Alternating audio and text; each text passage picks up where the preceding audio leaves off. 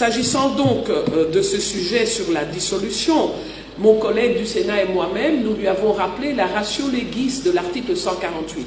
Il ne faut pas jeter des articles de la Constitution en pâture à des incompréhensions ou des malentendus. L'article 148 parle bien de dissolution de l'Assemblée nationale, mais dans des cas précis. Il y a des conditionnalités.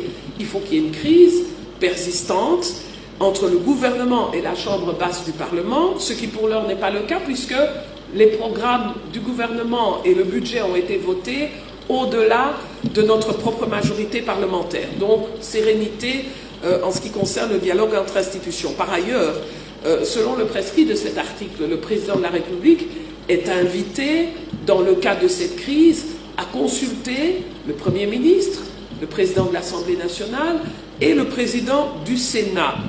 Et avant toute décision, faute de quoi, en fait, on serait dans une violation de texte.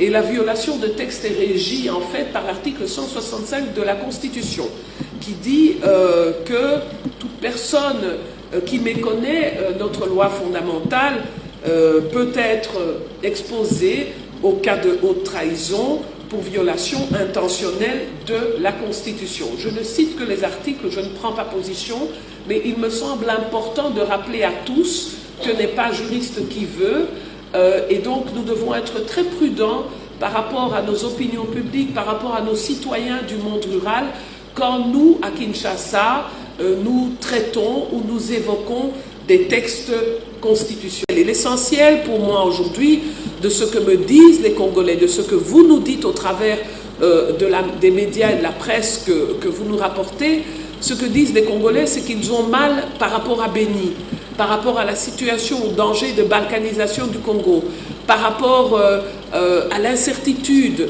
la violence, la faim, l'insécurité dans laquelle vivent non seulement les civils à Béni, mais aussi notre armée qui fait un travail extraordinaire. Et cette armée ne fait pas ce travail extraordinaire que depuis maintenant. Ça fait 18 ans que nous avons le plus gros de nos troupes installées dans le nord du Congo et ici particulièrement à Béni.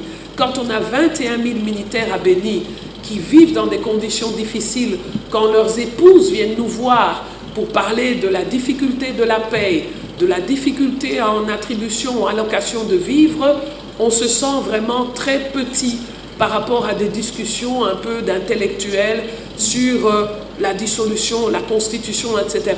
Quand je vois aussi que nous sommes passés d'un taux de change de 1600 francs congolais il y a un an à 1750 francs congolais aujourd'hui, je pense que celui qui n'a pas la possibilité d'un emploi stable, il est frappé en direct dans son portefeuille. Et ça, c'est quelque chose qui doit nous préoccuper, nous interpeller. Et je pense, et j'espère, que le gouvernement y travaille. Je pense aussi que quand on voit nos enfants, nos jeunes gens, devenir des inciviques, rendus violents, parce qu'il y a des difficultés à payer le Minerval universitaire, je crois que ça, on a vu les images, ça doit nous interpeller.